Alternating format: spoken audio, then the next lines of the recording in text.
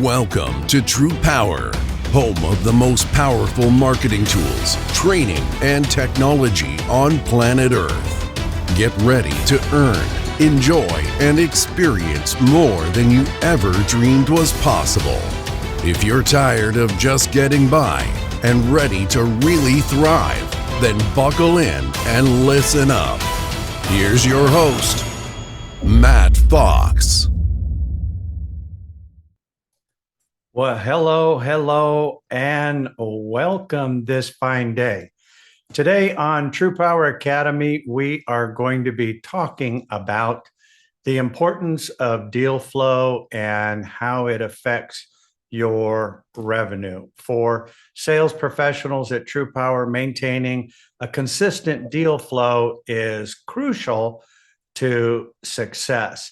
Deal flow refers to the steady stream of potential opportunities, leads, and prospects that fuel your pipeline. And a healthy deal flow ensures you're always in front of a pool of potential customers to engage with, which is essential for meeting targets and driving growth. So by prioritizing activities and leveraging TruPowur's marketing tools, salespeople can minimize downtime and maximize productivity.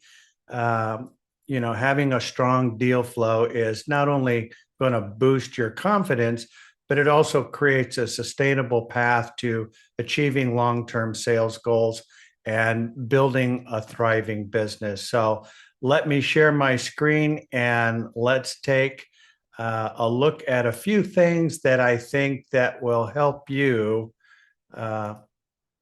with your deal flow. So here we are at the quick lunch menu, and everybody knows that when you are in need of leads, you can come down here to link number 10, which is the customer lead request form. And that opens up the lead request form. At the bottom of the lead request form is some valuable information. Now, that's only one half of what you need. So you notice at the very top, it says, check the market updates. And we're going to get into that in just a second. But that is valuably important. It coincides with the deals that we have. So there's a lot of areas that we cater to, like LED lighting, motor controls, HVAC conditioning, power factor correction. It's a lot of different areas that we cater to. So how do we know what we should be focusing on? Well, that is all part of the deal flow. And if you look at the analytics in the market updates, it's going to basically put you on point as to where the benefits are going to be for the customer. It's not to say that we can't provide customers value across the board, but if I have my choice, I think I would much rather talk to a customer that I could save 10, 20, 30, 40, 50, $100,000 versus somebody that I'm going to save $50 or $5. So the top 7 areas that we focus on for TruPowur services is the utility audit, which has really become the door opener for everything, whether you're focusing on commercial customers or residential. Why? Because that gets you the copy of the utility bill. So opening up with the utility audit is a much softer, friendlier, easier approach, and it changes the demeanor of the customer. Now, that coincides with a couple of things. You've never, ever seen a script that I have written that addresses a customer by name. So in other words, when you look at a deal on the CRM, the natural instinct is to ask for Sydney. Looking at this in the CRM is to ask, is Sydney available? You'll never see any scripts that I write or any way that I speak to customers as to whether is Sydney available. I really could care less. You have to understand that we have the entire customer database for both residential and commercial customers for both electric and natural gas across all 50 states in Canada. there is a little over 300 million customer records. I have a third-party company that actually goes through and updates a lot of that data, and that gets updated to the tune of about 24 to 26 million records per year. However, even with 300 million customer records, it still can take 4, 5, 6 years for some of that data to be updated. So one thing is for sure, we know they have electric. I don't know if Sydney still works there, if they retired, if they died, if they got promoted, if they got demoted. I have absolutely no idea whether Sydney is there or not, but I do know that they have electric.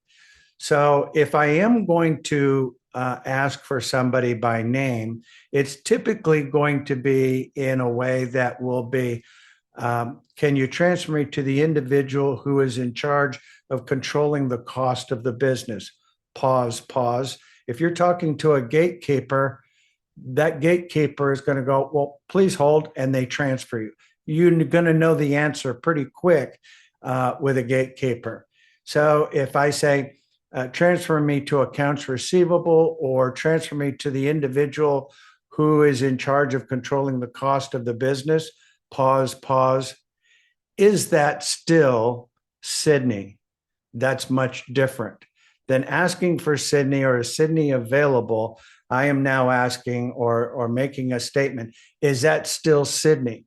In the mind of the gatekeeper, that gives the impression that Sydney and I have a relationship or we have spoken at some point in time.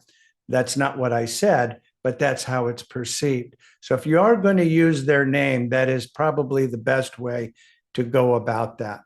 So going back to the opening with the utility audit, which is a much softer, friendlier, easier approach. From there, whether it's residential or commercial, that is the easiest way in the door is through the utility audit. Because once you have a copy of the bill, that is really going to help you lay out the land as to what next steps you're going to take. So when you look at the market updates, you're going to see that at the top you have commercial electricity. These are the states where you're going to be able to provide the greatest amount of value for that customer at the supplier level. So when we're looking at opening with the utility audit, the next phase is going to be looking at the supplier side of that deal. Now, we're not going to talk about that. We just want to stay in one lane and one focus in the deal flow. So you're going to have the utility audit where you open that conversation, getting a copy of that utility bill so that it can be analyzed, not just what errors are on the bill, but actually buried within the utility that are not visible, and getting that back as a refund for that customer.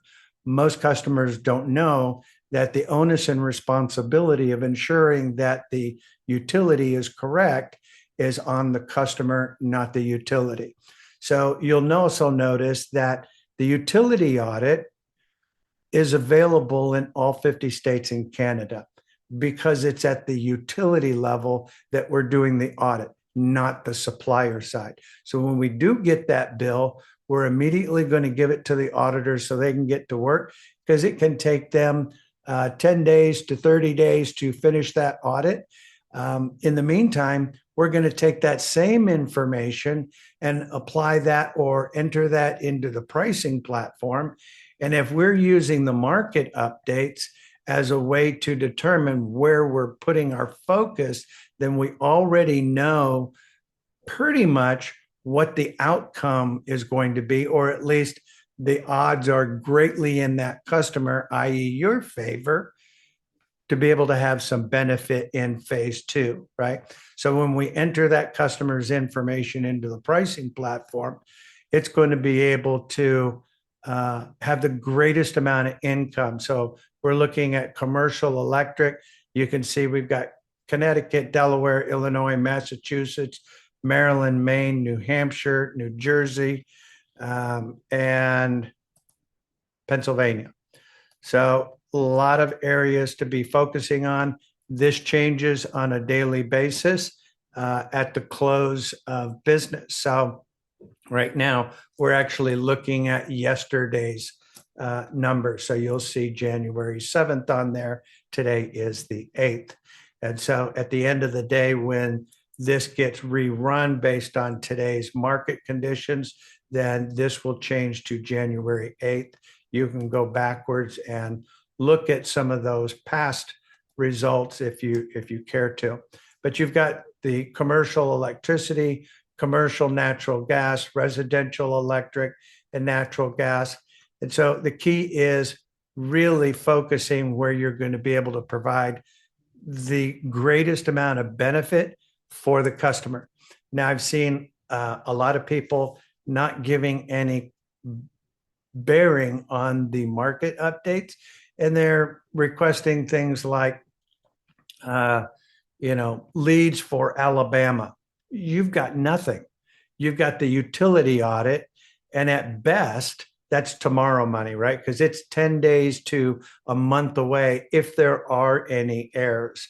And it can take an additional 30 days for the utility to actually make that refund payment. So you could be into it 30 to 60 days before you see any kind of results, depending on what the results of that utility audit.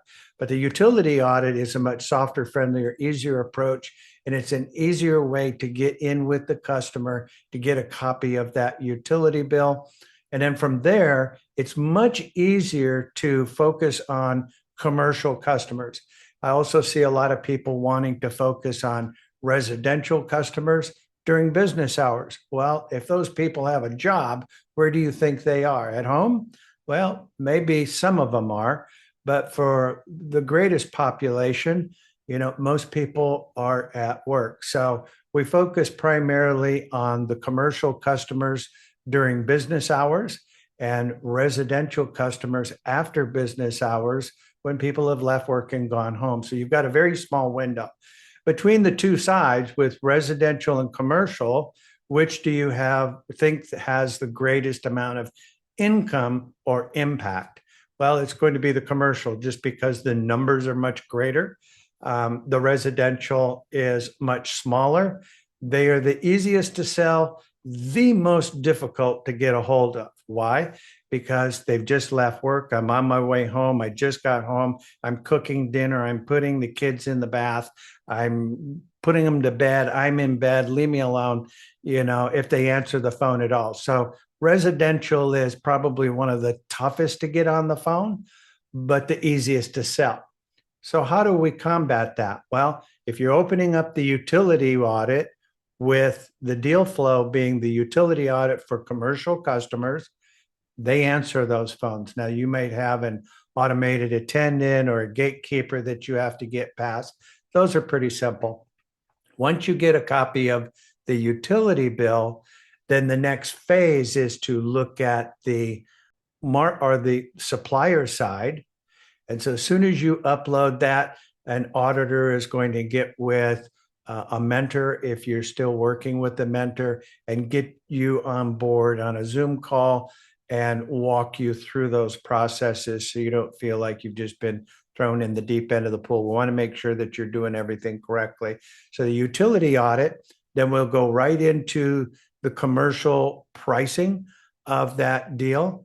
And then from there, we'll look at additional cost centers and different services, depending on what's going on with that bill. There may be power factor issues. There may be all kinds of things, but it's much easier to build the relationship with that customer. And then ultimately, towards the end of that process in the deal flow, is to look at their residential electric and natural gas, and then ultimately solar for both residential and commercial if the business does own the building.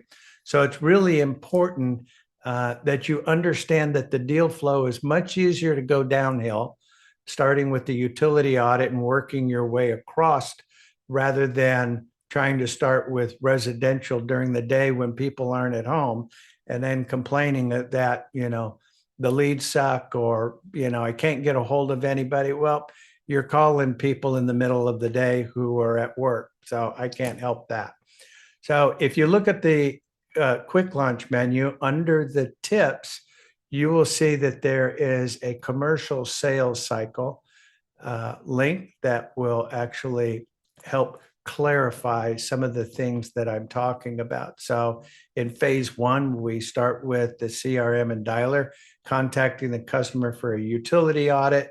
And then upon receipt of that utility bill, we submit it to the auditors so that they can get to work.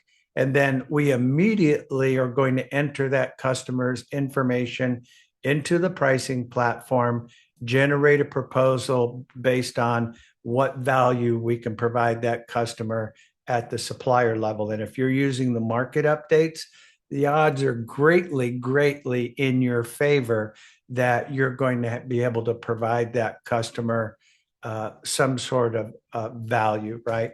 So then once we create that proposal, we'll rename that proposal to the business name, because you don't want to email something back to them as an attachment that says proposal.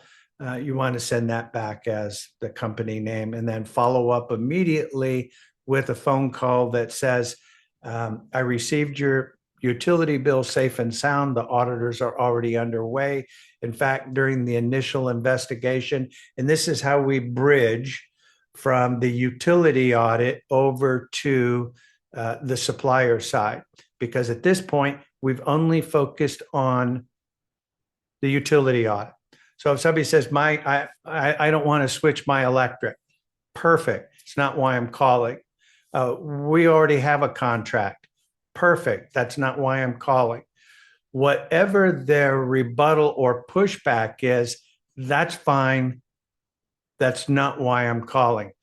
If you're talking about the utility audit. So once you get that bill for the audit, then it allows us to actually evaluate that process and help that customer. I've said it before, but not long ago, I was making some calls and had the opportunity to do so and introduce myself. And soon as the gal heard TruPowur, she goes, "Oh, we're good. We're fine. We're not interested. We're all set," And I'm like, rather than trying to rebut it and try to sell her on why I'm calling, I just said, "Great. Now you tell me why I'm calling." And she goes, "Well, you're just like all those guys want to switch our electric and this and that and the other." And I said, "No, that's actually not why I'm calling. The reason I'm calling is because I looking at your account and I see that either never or at least in the past 5 years, you have not had a utility audit. Based on the statute of limitations, it could result in tens of thousands of dollars." Anyways, ultimately, she said, "Yes, we need to do that." I said, "Yes, you do. That's why I'm calling." So she gives me a copy of the utility bill. I immediately upload it to the auditors. I go into the pricing platform and immediately are to save them a ton of money. And when I send that back to them, they're amazed. Now, the mindset of that individual is far different, because I'm not just calling and trying to solicit another supplier. They're used to getting a call from a individual who is trying to sell them something just as a supplier. And so we want to make sure that when we're talking to customers, we're conveying that message about the utility audit, the benefits of it, how it works, and why it's beneficial. It costs them absolutely nothing to find out that they have a clean bill of health, right? And so there's lots of scripts in the CRM. If you have a version of the script that works well for you, then you need to go into the community and post it and share it with other people. Whether you're just introducing yourself that, "Hey, my name is Matt Fox with TruPowur. Good day to you." I typically don't ask people how they're doing, because that sounds very salesy. And I usually want to get 7 yeses out of a person to know that I've got traction with that customer. And the quickest way to get the first yes is to say, "Good day to you," so that they respond with, "Well, good day to you." So that's my first yes. And then pause. I'm reaching out because we specialize in helping businesses like yours reduce electricity costs through our complimentary utility audit. Have you had a chance to review your electric bills recently to identify potential savings opportunities? Ultimately, that's where we come in. Our audit takes a close look at your current electric rates and usage patterns, and a lot of the errors that we find are actually buried within the utility that are not visible. And so, the only way to do that is to be able to audit that. It costs you, there's no cost or obligation. It's a simple way for us to show you how much you could be saving or how much the refund would be on your current utility provider. Most people don't know that the onus and responsibility of making sure that is correct is on the customer, not the utility. Utility companies overcharge customers to the tune of $60 billion a year plus, and growing, and they like the revenue. They're not going to tell you. So ultimately, at the end of the day, being able to convey that message is going to be really, really important. And so we had a good day with a lot of good information. I appreciate everybody being on the call today. And like always, you don't have to go home, but you can't stay here. So have fun storming the castle. Bye now.